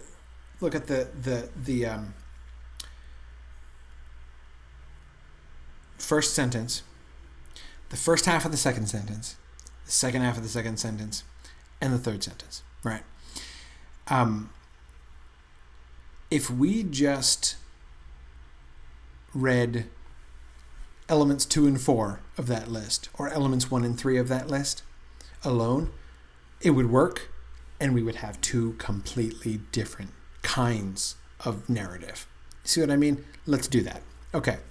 Here's narrative number 1. Tell me the difference between the two stories that I'm about to read you. The moon rose. The moon first rose above the world. Then for a while the world had moonlight, and many creatures stirred and woke that had waited long in the dark. The servants of Melko were amazed, and it is told that Fingolfin set foot upon the northern lands with the first moonrise, and the shadows of his host were long and black. What kind of story is that? How would you describe that story, the sort of the nature, the elements, the sort of tone and spirit of that story? What's that like? Now here's the other story. Rana was first wrought and made ready, and first rose into the region of the stars, and was the eldest of the lights, as was Silpion of the trees. But many of the stars fled affrighted, and Tilion the bowman wandered from his path, pursuing them, and some plunged into the chasm and sought refuge at the roots of the earth. What kind of story is that? What's the tone of that story? It's, I find it a remarkable... Mary, great way of thinking about it. Mary Dole says, the first is history, the second is myth. Yeah, good. Lance was thinking of the same, exactly the same terms. Exactly. This is very striking. Very striking. The myth of the sun and moon in the Book of Lost Tales. We got much fuller versions of it than this, right? But we got the whole thing. Why does it's not just that it's a myth, it's the kind of myth that it is, right? You may have always had questions about the moon, right? Why does the moon, why does it change, right? Why does it go through different phases? And is, in a different, like all the other stars and things are in relationship to each other, but here's the moon and it's out of sync with the sun. It's not regular. Why is that? Why does the moon have spots? This was a puzzling thing for a really long time. Really complicated theories about this in the Middle Ages, by the way, why the moon has dark spots and light spots. That was the hardest thing, by the way, one of the very hardest things for them to explain in the medieval cosmos. The medieval geocentric cosmos is awesome. It works really, really well. It explains all the astronomical phenomena that you can witness, except for, it turns out, supernova explosions. But apart from that, the only thing that it had a hard time explaining was the spots on the moon. That was a big sticking point. But anyway, okay, so we need to explain, why does the moon have splotches? Why does the moon... And we get an explanation, right? We get a mythic explanation, and we get a delightful mythic explanation. We get a delightful, charming, and fun mythic explanation. And in the Book of Lost Tales, even a beautiful, even a touching story, right?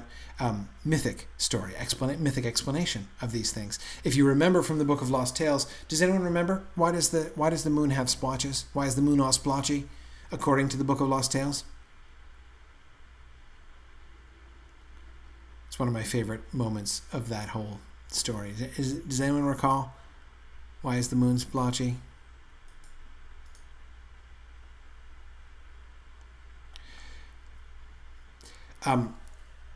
The fruit and the flower, which go into the sun and the moon, are huge. They're enormous, and so when the Valar are like carrying them over to so Aule makes the Valar together make the vessels, and they're hauling it over, and Nancy, they dropped it. They dropped the moon flower, right? The flower from Silpion. They dropped it, and they're like, "Oh, you dropped the moon flower." I dropped, and it gets all rumpled, and and that's why the moon is splotchy, right?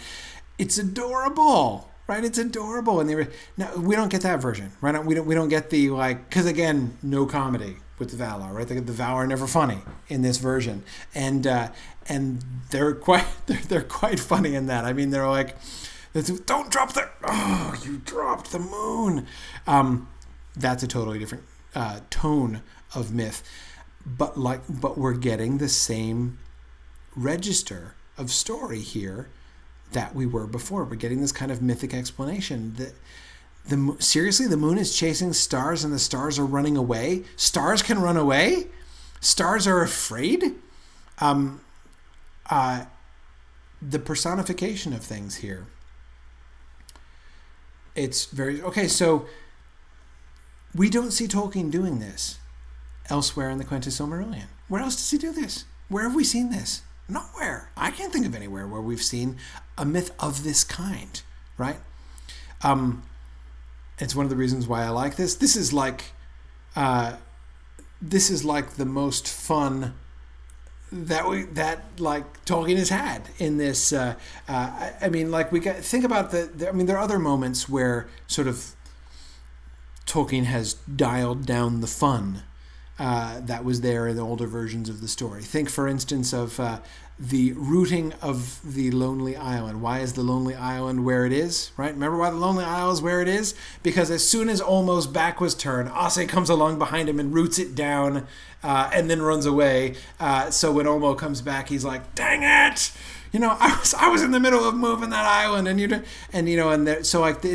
this like kind of comedic conflict between Olmo and Ossé. We don't get that, of course, in this version. Anyway,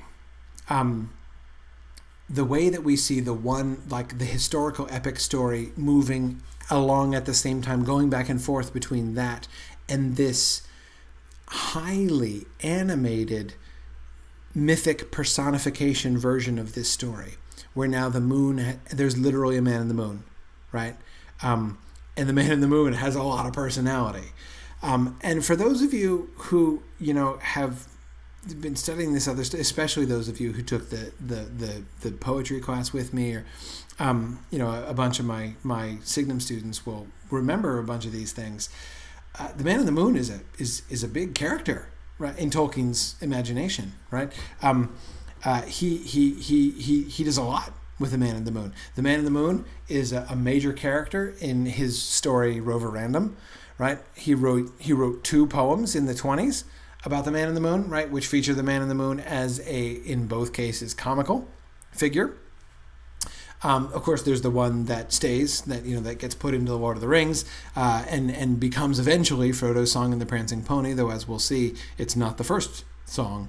It's not Frodo's Plan A in the Prancing Pony. It's his Plan B. But it's eventually the one he's going to sing in the Prancing Pony. But there's the other one, right? So there's the one about the Man in the Moon stayed up too late, which is the one that Frodo ends up singing. And there's the Man in the Moon came down too soon, which doesn't make it into the Lord of the Rings, but is an equally comical story about how he falls out of the moon and ends up going to Norwich and getting swindled.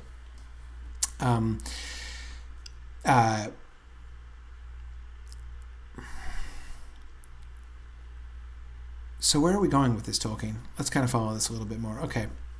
But Tilion was wayward and uncertain in speed, and held not to his appointed course, and at times he sought to tarry Aryan, whom he loved, though the flame of Anar withered the sheen of Silpion's bloom, if he drew too nigh, and his vessel was scorched and darkened. Because of Tilion, therefore, and yet more because of the prayers of Lorien and Nienna, who said that all night and sleep and peace had been banished from the earth, Varda changed her design, and allowed a time wherein the world should still have shadow and half-light. Why? Why do we change the plan? Right, Varda's original plan with the sun and moon is to make the sun and moon work like the 2 trees, right? With the 2 trees, it was always one of them that was lighting, and then sometimes they're mingled, and then the other one goes, right? But it's never dark, right? There was never nighttime in Valinor. So it's going to be like that in the whole world, right? And not everyone is a big fan of that, right? Lorien and Nienna are specifically noted, but that's not the only reason. The other reason is like the guy who's driving the moon is out of control, right? They got to try to do what they can to separate this guy who is just stalking the Maiden of the Sun, who is above him anyway. Like the moon, the Man in the Moon wants to marry up, right? Because we're told that she's a much greater and holier spirit than he is, but he just won't won't let go, right? This is the man in the moon won't take no for an answer, right? And keeps chasing after her. And even though he's like, this guy, you'd think he'd get fired, right? I mean, the guy that they've entrusted to drive the moon is clearly doing a horrible job. This is the only moment where the Valar, where any of the divine creatures are kind of funny, right? Some of the so it's not just that we get this myth of explanation. Where else do we get? Am I forgetting any? Have we gotten a single other myth of explanation? And you know what I mean by myth of explanation, right? This is the story of how this thing came to be. This is why cats and dogs hate each other. Kind of mythic story, right? But here we're not just getting an allusion to it. We're getting it all through. This is a huge thing. Like, why do the sun and moon move the way that they do? Why does the moon have splotches, right? Why is even like the bow of Tilion and the crescent of the moon, right? The physiological resemblance. I mean, this is all inviting us to think about the world in a completely different and non-historical way, but this sort of purely mythic spirit, and a very different spirit that he's giving to the sun and moon. And it stays around. But Tilion tarries seldom in Valinor, loving rather the great lands, and mostly he passes swiftly over the western land, either Arvalin or Eramon or Valinor, and plunges into the chasm between the shores of the earth and the outer sea, and pursues his way alone among the grots and the roots of the earth. The grots at the roots of the earth. There sometimes he wanders long, and stars that have taken hiding there flee before him into the upper air. Here he just won't let these stars alone, right? There's nowhere they can hide from this guy. Yet it happens at times that he comes above Valinor while the sun is still there, and he descends and meets his beloved, for they leave their vessels for a space. Then there is great joy, and Valinor is filled with silver and gold, and the gods laugh, recalling the mingling of the light long ago, when Laurelin flowered and Silpion was in bud.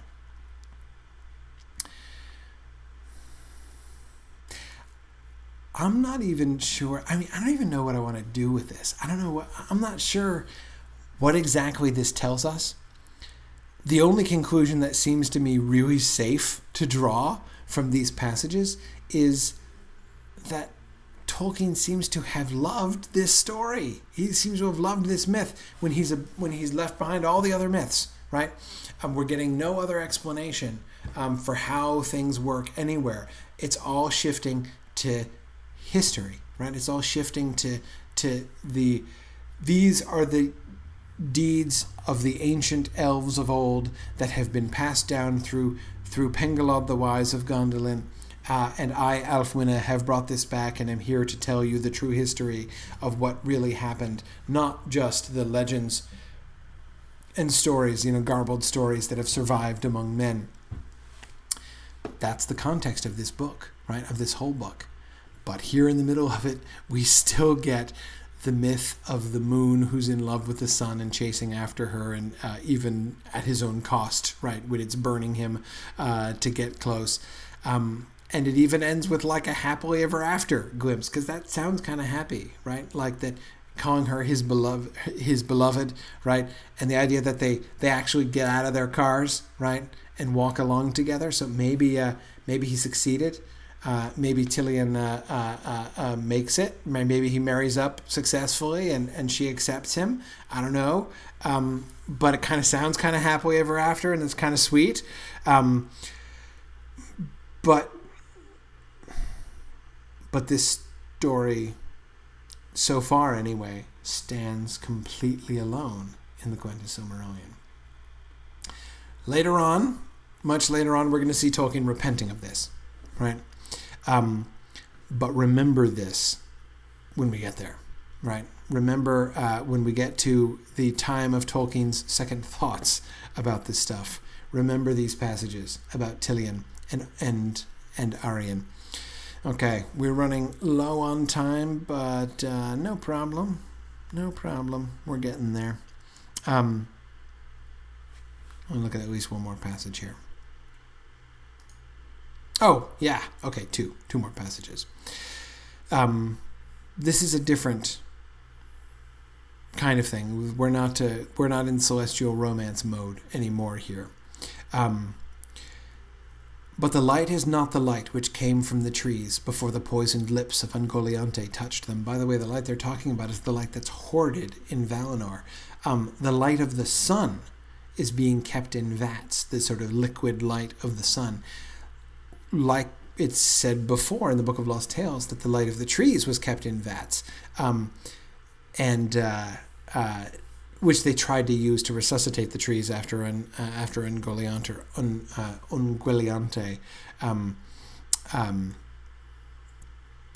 destroyed them.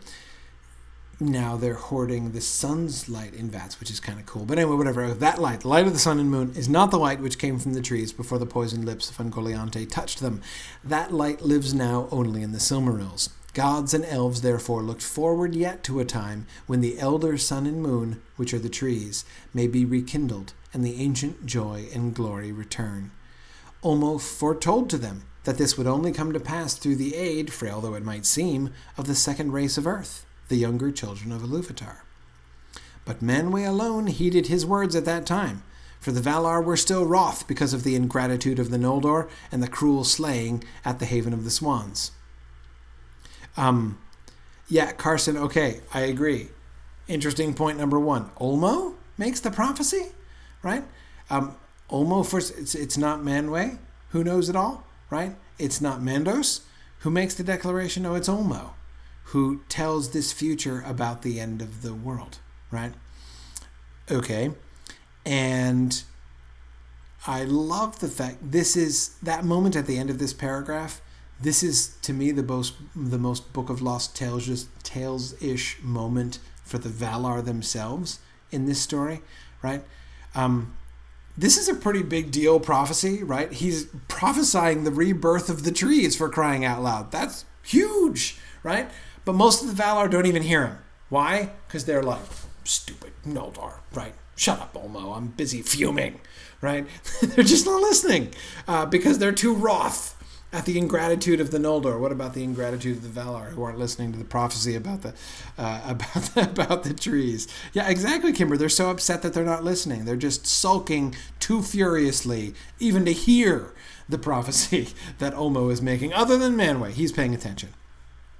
But okay, apart from that kind of interesting lapse into near comedy at the expense of the Valar that we get at the end here, the prophecy itself. So, okay, the elder sun and moon, which are the trees, are going to be rekindled, and ancient joy and glory will return. So there will be a second noontide, right? There will be this is the rest. So there will be a time of restoration and a renewal of bliss.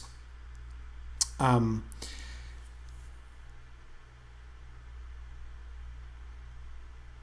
it's going to be brought about by men.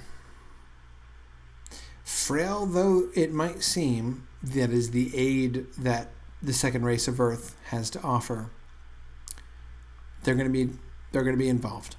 They're going to be involved. No hint as to how that's going to happen, but it's totally going to happen. Yeah. For those of you,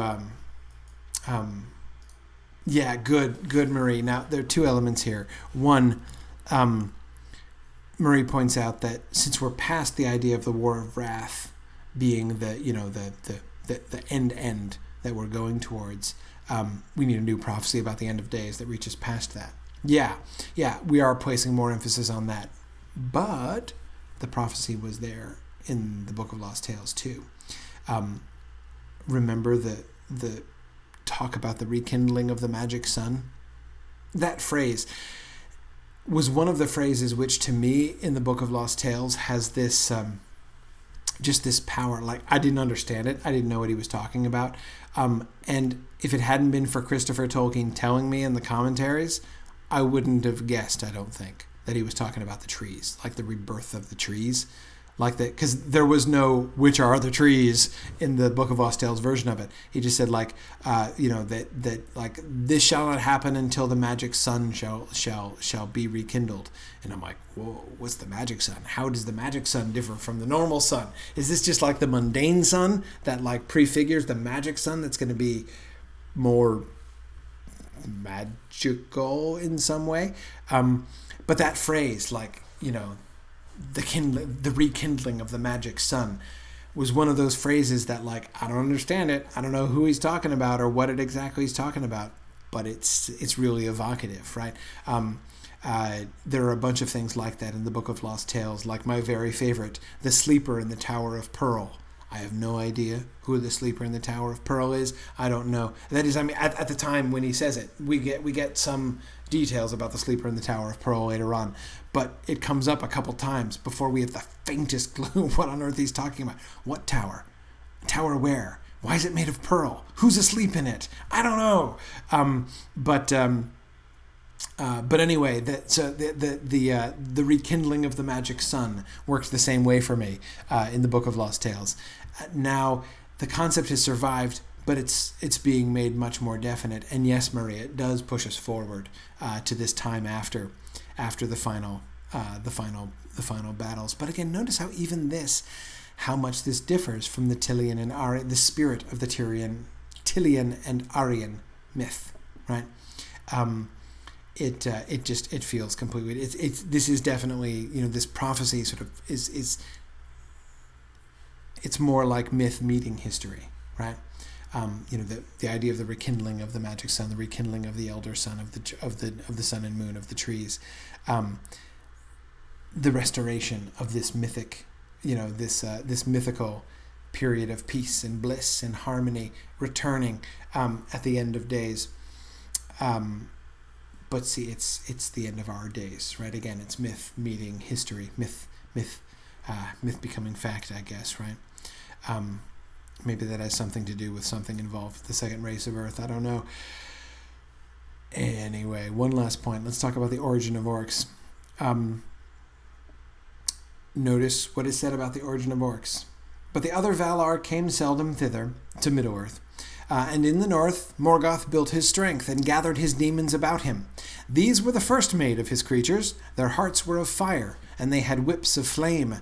The gnomes in later days named them Balrogs. But in that time, Morgoth made many monsters of divers kinds and shapes that long troubled the world.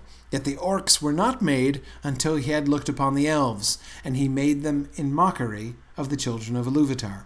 His realms now spread ever southward over the Middle Earth. First, notice this is the first link between orcs and elves, right? Orcs and elves have not been connected before. Now they're being connected. But we're still a mile away from the idea that orcs are derived from elves. And that's because we're still on... So one thing to notice, remember last time I was saying I want to be observing concepts and seeing like where do we stand here at this critical point when the Silmarillion is done, right? We're finished with the Silmarillion, ready to send it to the publisher. And then we're going to get the Lord of the Rings and things are going to happen. It's going to change later on. But where are we now? Two of the biggest concepts that are gonna still gonna change eventually, but they haven't yet. They've remained consistent all the way through. One, the Valar still have kids, and two, Morgoth can still create things. He can still make races of his own. He is completely alone. He makes the Balrogs from scratch. He makes the orcs from scratch. Exactly. He can make as well as mock. Tom, exactly. In fact, with the orcs, he's exactly doing both things. He's imitating the children of Iluvatar, but he can do it on his own, and that's a pretty big deal. Okay, let's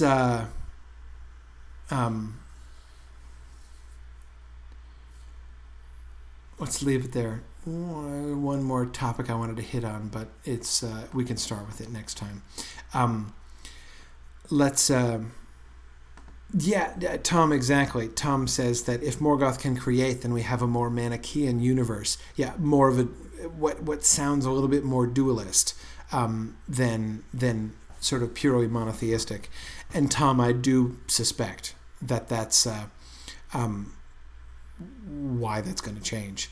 The world that Tolkien articulates in The Lord of the Rings and after The Lord of the Rings is an emphatically Augustinian world in that sense, theologically and philosophically.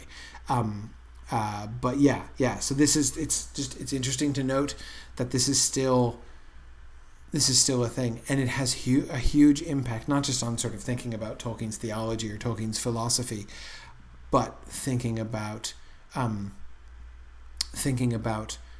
Melkor's personality, his position, right? He's alone. He's always alone. He doesn't attract anybody else. He makes slaves to do his will, and they're compounded out of hatred, right? So they're an extension of himself. They're a reflection of his own attitude, and they are enslaved absolutely to his will. But he doesn't have followers. He doesn't have any friends, right?